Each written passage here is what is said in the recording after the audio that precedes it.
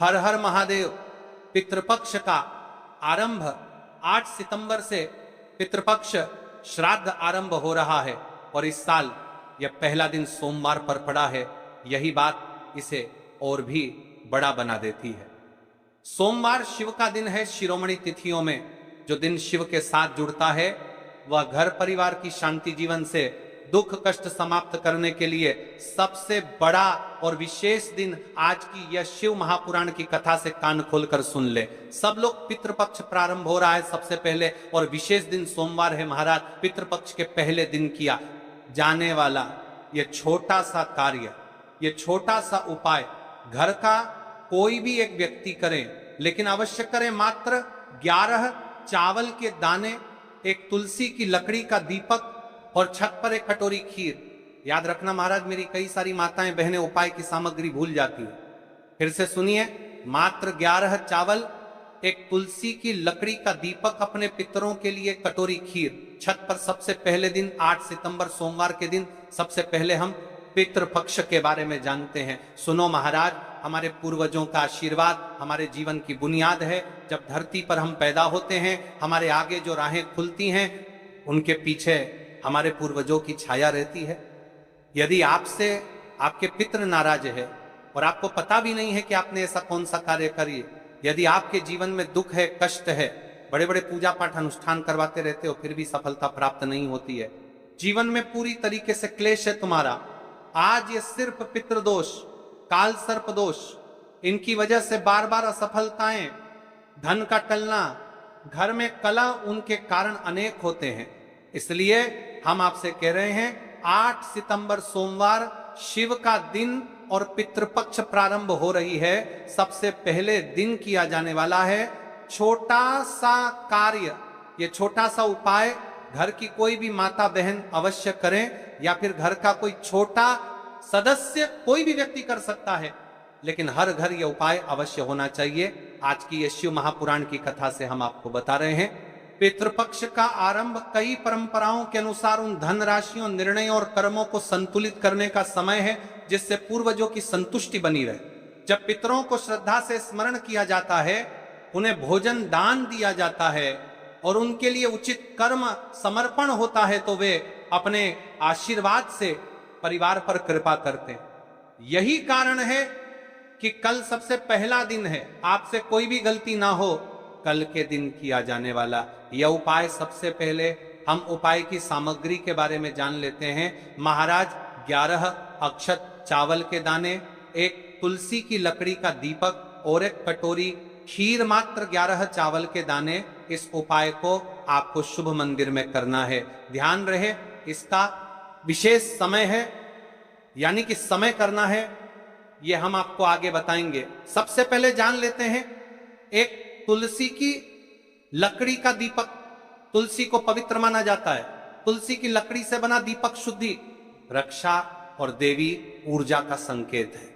यदि आप पितृपक्ष के पहले दिन सोमवार के दिन इस तुलसी की लकड़ी के दीपक को प्रज्वलित करते हैं तो महाराज इससे पितरों को संतुष्टि मिलती है। और हम पहले ही दिन वह उपाय कर रहे हैं जो बड़े बड़े पूजा पाठ का वक्सूपर करके दिन पर नप्रति कर जानने का। महाराज पूजा पाठ करें, कामना करना महाराज अनुष्ठान में किए जाते हैं। यानी तुलसी की लकड़ी का दीपक, हम कोई साधारण दीपक की बात नहीं कर रहे हैं, इसलिए आपको उपाय को अच्छे तरीके से करना है। एक कटोरी खीर, ये अपने पितरों के लिए। लेकिन इस उपाय को आपको किस समय करना है, इसका भी एक निश्चित समय है महाराज, तो वीडियो के अंतिम तक बने रहिएगा। देखिए, हम इस विशेष पितृपक्ष में राशि से जुड़ा भाग्य भी बता रहे हैं और भाग्य में चल रही परेशानियों को भी बता रहे हैं। यदि आपके जीवन में कोई परेशानी चल रही है तो आप कमेंट बॉक्स में अपना नाम और अपनी राशि अवश्य लिखें। अगली कथा में हम आपको बताएंगे आपकी राशि से जुड़ा भाग्य। अब बात कर लेते हैं उपाय के बारे में। देखिए महाराज, कई सारे उपाय ऐसे रहते हैं जिन उपायों को करने के लिए पूरे घर परिवार में से एक ही सदस्य योग्य रहता है।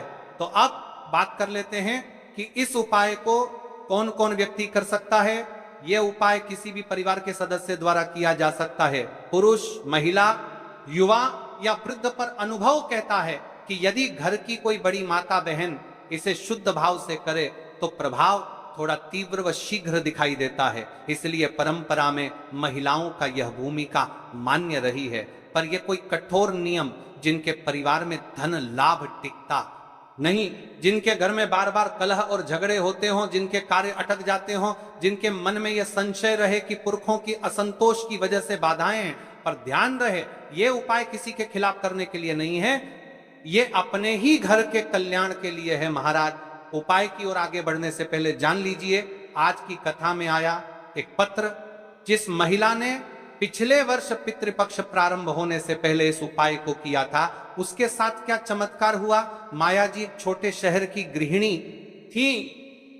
उनके घर में पिछले 3 साल से आर्थिक अस्थिरता छाई हुई थी। कमाने के बाद पैसे टिकते ही नहीं थे। पति के व्यापार में अवरोध, बच्चों की पढ़ाई में बाधाएं। माया रोज पूजा करती और मंदिर जाती, पर मन में खालीपन रहता। 8 सितंबर को उन्होंने पति की सलाह से जो व्यस्त थे, घर की छत पर सादगी से 11 अक्षत, एक तुलसी की लकड़ी का दीपक और एक कटोरी खीर रखी और सबसे पहले मन से अपने पूर्वजों का स्मरण करके कहा, हे मेरे पूर्वजों, यदि किसी प्रकार की असंतोष हुई हो तो क्षमा करो, यह मेरा सादर समर्पण है। कुछ ही हफ्तों के भीतर उनके पति को पुराने कर्ज का एक हिस्सा माफ हुआ। एक पुराना क्लाइंट वापस आया, घर में पहले जैसी हंसी लौटी। माया का कहना था, मुझे बड़ा चमत्कार नहीं चाहिए था, मुझे बस अपने पूर्वजों का आशीर्वाद चाहिए था, और उन्होंने वह दे दिया। यदि उनके साथ चमत्कार हो सकता है महाराज, तो आपके साथ क्यों नहीं? क्या भरोसा अगला पत्र इस व्यासपीठ पर आपका हो। अब जान लेते हैं राशि से जुड़ा भाग्य, जिन्होंने कल की पिछली कथा में कमेंट किया था। कल की 2 विशेष मुख्य राशि, सबसे पहले राशि है कर्क, घर परिवार और भावनात्मक तालमेल के मामले में कर्क राशि के लोगों पर आज का दिन विशेष रूप से अनुकूल सिद्ध होता है। यदि आप कर्क राशि के हैं और परिवार में कलह, अस्थिरता है, आज का संकल्प आपकी स्थिति को शांत करने में सहायक होगा। दूसरी राशि है मकर, स्थायित्व और आर्थिक उन्नति के मामले में मकर राशि के लोग अक्सर मेहनती होते हैं, पर रुकावटें उनके प्रयासों में आ सकती हैं। आज का श्राद्ध संकल्प उनकी आर्थिक बाधाओं को कम करने में लाभदायी साबित हो सकता है, परंतु यह उपाय हर राशि के लिए फलदायी है, क्योंकि इसका आधार पितृ आशीर्वाद है जो सभी पर असर करता है। अब महाराज चलते हैं हम उसे विशेष उपाय की तरफ, जो आपको 8 सितंबर सोमवार के दिन इस पितृपक्ष में करना है। देखिए, हम आपको सारी विशेष बातें बताने वाले हैं, तो वीडियो को स्किप ना करें। तो चलिए महाराज जी, आप चलते हैं उस विशेष उपाय की तरफ, जो आपको कल इस विशेष तिथि पर करना है। और इस विशेष पावन पर्व पर हम जिस उपाय की चर्चा करने जा रहे हैं, वह अत्यंत ही दुर्लभ और शक्तिशाली है। यह उपाय न केवल भक्त की मनोकामनाओं को पूर्ण करता है, बल्कि उसके जीवन के समस्त कष्टों का निवारण भी करता है। उपाय की सामग्री देखिए, महाराज मात्र तुलसी की लकड़ी से बना दीपक, 11 चावल के दाने और 1 चुटकी हल्दी। ये तीनों वस्तुएं देखने में सामान्य प्रतीत होती हैं, परंतु इनका महत्व और शक्ति अद्भुत है। जब इन्हें सही विधि से सच्चे मन और श्रद्धा के साथ शिव मंदिर में प्रयोग किया जाता है, तब यह उपाय अलौकिक परिणाम प्रदान करता है। किसी भी धार्मिक कार्य का प्रारंभ बिना गणपति पूजन के अधूरा है। इसीलिए हम सबसे पहले विघ्नहर्ता, मंगलकर्ता, प्रथम पूज्य श्री गणेश जी को प्रणाम करते हैं। हे गणेश जी, हमारे जीवन से विघ्नों का नाश करो, सुख, शांति और समृद्धि प्रदान करो।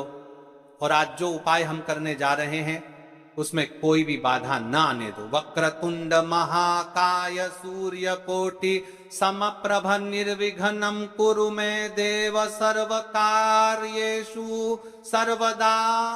देखिए महाराज जी, अब हम बात कर लेते हैं सबसे पहले उपाय के बारे में। तो देखिए, तुलसी की लकड़ी का दीपक, 11 चावल के दाने और 1 चुटकी हल्दी। तो सबसे पहले आपको हम दीपक के बारे में बताते हैं। तुलसी की लकड़ी का दीपक, तुलसी माता का वर्णन शास्त्रों में अत्यंत पवित्र माना गया है। तुलसी के बिना कोई भी पूजन अधूरा है। यद्यपि शिवजी को तुलसी अर्पित नहीं की जाती, परंतु तुलसी की लकड़ी का उपयोग जब दीपक के रूप में किया जाता है, तो यह विशेष ऊर्जा उत्पन्न करती है। यह दीपक भक्त की मनोकामना पूरी करने में सहायक होता है। अब देखिए महाराज जी, 11 चावल के दाने का महत्व जानिए। चावल शुद्धता और समर्पण का प्रतीक है। हर दाना अखंडता और पूर्णता का द्योतक है। 11 अंक स्वयं में शक्तिशाली है। यह एकता और आध्यात्मिक जागृति का प्रतिनिधित्व करता है। जब 11 चावल शिवलिंग पर अर्पित किए जाते हैं तो यह 11 इंद्रियों का नियंत्रण और शुद्धिकरण करता है। मात्र एक चुटकी हल्दी हल्दी मां भगवती का प्रिय है और यह सौभाग्य, आयुर्वेद और पवित्रता का प्रतीक है। शास्त्रों में कहा गया है कि जहां हल्दी का प्रयोग होता है वहां मां लक्ष्मी का वास होता है। इसलिए जब इस हल्दी प्रयोग शिव मंदिर में किया जाता है तो यह शिव शक्ति और लक्ष्मी दोनों की कृपा प्रदान करता है। पितृपक्ष है। अब कई सारे लोग प्रश्न करेंगे कि महाराज जी, ना ही शिव जी को तुलसी समर्पित कर सकते हैं और ना ही इस उपाय को किया जाता है। तो देखिए, इस उपाय को आपको शिव मंदिर की चौखट पर करना है। यह जो दीपक हम प्रज्वलित करेंगे ये शिव मंदिर की चौखट पर करेंगे। तुलसी का संबंध आध्यात्मिक शांति, मानसिक स्थिरता और रोग नाश से है। जब तुलसी की लकड़ी का दीपक जलता है तो घर या मंदिर के आसपास की नकारात्मकता तुरंत दूर हो जाती है। महाराज जी, आपको इस तुलसी की लकड़ी के दीपक के बारे में हम आपको सबसे पहले बताते हैं। हालांकि आपके तीनों उपाय को साथ में ही करना है, लेकिन सबसे पहले और प्रथम तुलसी की लकड़ी का दीपक तो देखिए। तुलसी की लकड़ी प्राप्त करना, यदि घर में तुलसी का पौधा है तो उसकी जड़ के पास की नरम लकड़ी लेनी है। यदि घर में तुलसी का पौधा नहीं है तो बाजार से भी तुलसी की लकड़ी खरीदी जा सकती है। कई सारे घरों में तुलसी का वृक्ष नहीं होता है तो आप यह भी कर सकते हैं। ध्यान रहे, यदि आप किसी और के घर से ले रहे हैं, दक्षिणा अवश्य दें। बिना दक्षिणा के तुलसी लेना अशुभ माना जाता है। लकड़ी को तैयार करना, तुलसी की लकड़ी को छोटे टुकड़े में काटकर उसकी बत्ती बनानी है। उस बत्ती पर कपास रुई लपेटना है ताकि वह दीपक में ठीक से जल सके। अब यहाँ पर महाराज जी, कई सारे लोग प्रश्न करते हैं कि दीपक हमें आटे का लेना है या फिर हमें दीपक मिट्टी का लेना है। तो देखिए, आपको मिट्टी का दीपक का प्रयोग करना है, क्योंकि हम तुलसी के लकड़ी के दीपक वाला उपाय कर रहे हैं। ठीक है, दीपक केवल मिट्टी का होना चाहिए, पीतल, कांसे या किसी धातु का दीपक इस उपाय में उपयोग नहीं करना। मिट्टी का दीपक धरती तत्व का प्रतिनिधित्व करता है और यह शिव पूजन में सबसे उत्तम माना जाता है। अब देखिए महाराज जी, हमें तेल का किस प्रकार प्रयोग करना है। तो देखिए, तेल का प्रयोग इस दीपक में तिल का तेल या घी का प्रयोग करें। तिल का तेल पापों का नाश करता है और घी समृद्धि व शांति का वास कराता है। अब कई सारे लोग प्रश्न करते हैं कि महाराज जी, आपने हमें यह तो बताया ही नहीं कि कितने दीपक का उपाय करना है। आखिर दीपक कितने बने हैं, तो देखिए कितने दीपक जलाने। यदि समस्या बहुत बड़ी है, जीवन में गहरा संकट है, तो 5 दीपक जलाने चाहिए। यदि सामान्य कामना है तो 1 दीपक भी पर्याप्त है। हर दीपक जलाते समय यह भावना रखें कि हे भोलेनाथ, यह दीपक मेरी अंधकारमय जीवन राह को प्रकाशमय करे। जेके महाराज जी, तुलसी के लकड़ी के दीपक वाला उपाय है, यह कोई साधारण उपाय नहीं है। तो आपको क्या क्या सावधानी बरतनी है। दीपक को शिवलिंग पर प्रत्यक्ष रूप से न रखें, इसे मंदिर की चौखट पर या बनाए गए स्वस्तिक पर रखें। दीपक जलाते समय मन में शुद्ध भाव होना चाहिए। बुझने के बाद उसकी राख को पवित्र स्थान पर ही विसर्जित करें। महाराज जी, जैसे ही तुलसी की लकड़ी का दीपक जलता है वैसे ही साधक को एक अलग ही शांति का अनुभव होता है। मन का तनाव समाप्त होता है। आंखें बंद करके जब दीपक की लौ के सामने बैठते हैं तो लगता है कि यह लौ सीधे आत्मा से संवाद कर रही है। यह लौ मानो भगवान शिव के आशीर्वाद का प्रतीक बन जाती है। अब देखिए महाराज जी, हम बात कर लेते हैं 11 चावल के दाने वाले उपाय के बारे में। ठीक है, 11 चावल का धार्मिक महत्व। महाराज जी, चावल अन्न भोजन का साधन नहीं है, बल्कि इसे पूर्णता, शुद्धता और अखंडता का प्रतीक माना गया है। वेदों और पुराणों में अन्न को अन्न देवता कहा गया है। अन्नमा ब्रह्मेति व्यजानात्, यह उपनिषद का कथन है, अर्थात अन्न स्वयं ब्रह्म है। इसलिए जब भक्त शिव जी को चावल अर्पित करता है तो वह केवल एक दाना नहीं चढ़ाता, बल्कि अपनी आत्मा और जीवन का समर्पण करता है। अब सबसे महत्वपूर्ण प्रश्न उठता है कि